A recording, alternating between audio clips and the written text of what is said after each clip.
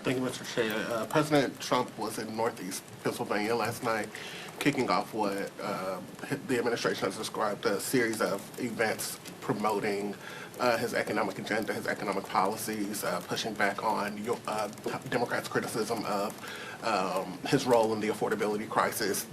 Republicans believe that the more he's out there, the better it is for them and their voters to hear from the president. I wanted to get your thoughts on, do you believe the more that President Trump is out there, that it's advantageous to the case that you all are making about the affordability crisis, given that he's called it a hoax and a con? And just what do you make of the fact that they say that he's going to be out on the road a little bit more, speaking about his agenda and kind of looking to rebut some of the criticisms that you all have waged against him on the affordability crisis? Sometimes it's a long 16 blocks from Capitol Hill to the White House. Clearly it's taken the president quite a long time to understand the affordability crisis that we're in. I think the event yesterday was one of the first I've seen that the president wasn't attending a sporting event or something else.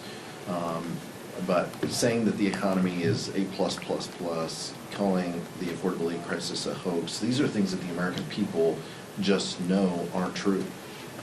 He's lying. House Republicans are lying. They know that. They know that the affordability crisis is at their doorstep. They know it is more difficult to live under the Trump economy than it was previously. And they're holding him accountable. And that's coming through, not just in public polling, but it's coming through in our elections. In every election that we've seen, special elections from last night to Iowa months and months ago, to everything in between, New Jersey, Virginia, Mississippi, Georgia, I mean, all of these, Republicans continue to underperform because they have no real solutions.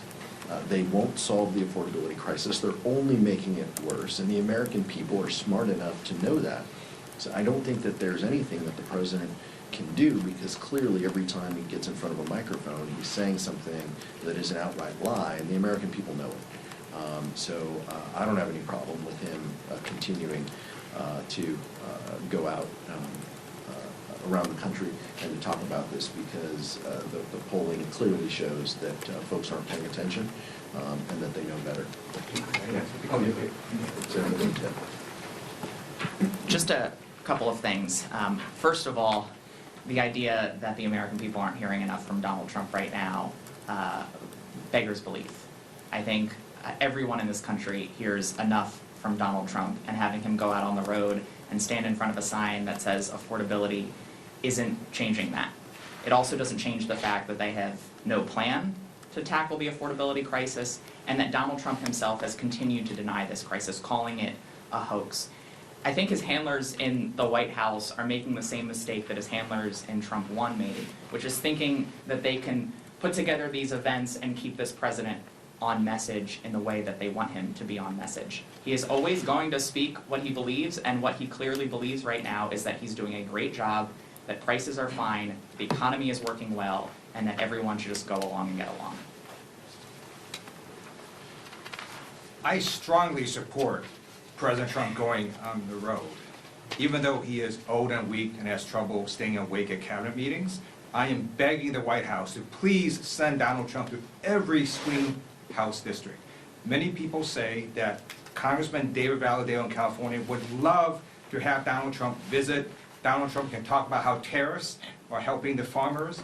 He can talk about how the racial profiling by ICE is helping Valadao's constituents.